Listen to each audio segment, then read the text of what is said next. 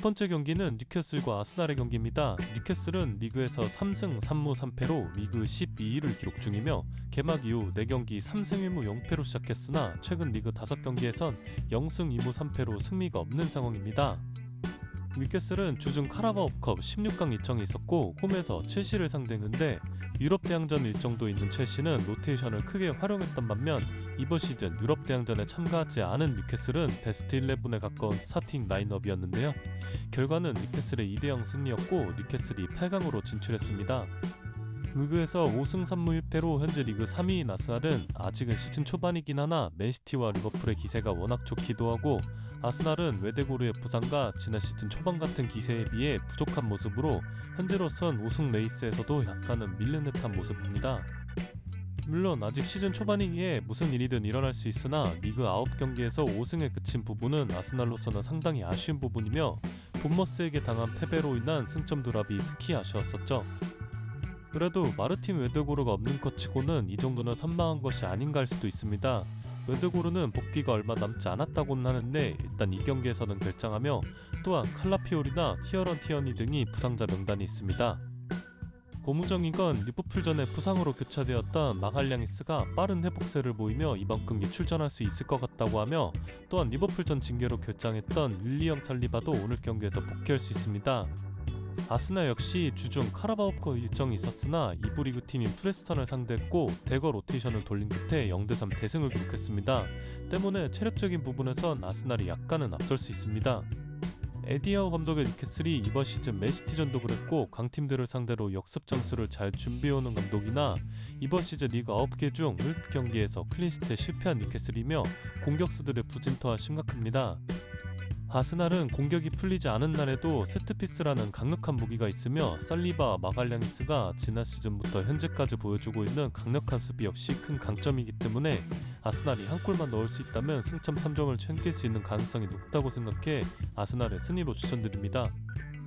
두 번째 경기는 입스위치와 레스터의 경기입니다. 맥케나 감독이 지휘봉을 덮고 3부 리그에서 프리미어리그까지 빠르게 올라온 입스위치는 개막 이후 9경기를 치렀지만 여전히 리그 첫 승에 실패하고 있는 모습이며 최근 리그 3연패를 기록 중입니다. 직전 드렌트포드 원정에서 먼저 2골을 리드하며 승기를 잡나 싶었지만 전반전 종료 직전에 2골을 허용하며 승부는 원점으로 맞춰졌고 기세를 탄 브렌트포드에게 결국 역전까지 허용했으며 라이트백 해리 클라크는 이번 시즌 첫 선발 출전 경기에서 퇴장당하며 폐색이 짙어졌던 입스위치였죠. 하지만 끝까지 포기하지 않으며 86분 델랍의 동점골이 나왔지만 또다시 후반전 종료 직전에 실점을 허용하며 결국 4대3 패배를 기록했습니다. 이 패배는 입스위치에게 멘탈적으로도 큰 타격이 있을 것이라고 생각합니다. 또 하나의 승격팀 메스터는 그래도 프리미어리그 짬밥이 있는 팀이라 그런지 다른 승격팀들과는 다른 행보로 리그에서 2승 3무 4패로 15위를 기록 중입니다. 특히 지난 8라운드 소튼 원정에서 2골을 먼저 실점했지만 3골을 넣으며 플레스코 역전승을 기록한 경기는 대단했었죠. 승격팀들끼리 매치업에선 무승부라는 결과는 서로에게 굉장히 아쉬운 결과입니다. 많은 관심을 받지 못하겠으나 저는 이런 매치업이 오히려 더 피튀기고 재밌다고 생각해서 이번 분석에 넣어봤는데요.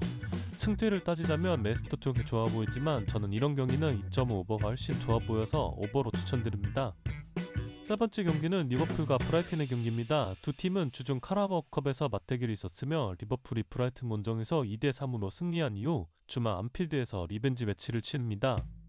요것들은 주중 경기에선 반다이크와 코나테 그리고 아놀드와 살라 등 핵심급 선수들에겐 휴식을 주는 모습이었고 이 선수들은 모두 선발 출전이 예상되는데요. 리버풀은 직전 아스널전에서 2대2 무승부를 기록하며 맨시티에게 단독 1위를 내어준 상황입니다. 31세 파비안 히르첼라 감독의 브라이튼은 개막 이후 리그에서 2연승으로 기분 좋게 출발했고 3라운드 아스날전에선 무승부를 이끌어내며 개막 첫 달 프리미어리그 감독상을 수상하며 시즌 전 우려를 완전히 지어냈고 오히려 기대감을 키우는 모습이었습니다. 하지만 히르첼러 감독의 워낙 공격적인 전술이 보는 이들에게 상당히 재미있고 박진감 넘치는 축구이지만 수비적인 스탯은 엉망인 모습으로 최근 공식전 7경기에서 무려 15실점을 기록했고 경기당 2실점이 넘는 수치입니다. 저는 아르네 슬롯 감독의 리버풀을 시즌 전에는 약간의 의심은 있었지만 개막 이후 몇 경기를 보자마자 위르겐 클롭 감독의 생각이 전혀 나지 않을 정도로 리버풀의 경기를 보고 있으면 와, 이 팀 정말 축구 잘한다라는 생각이 드는 몇 안 되는 팀입니다.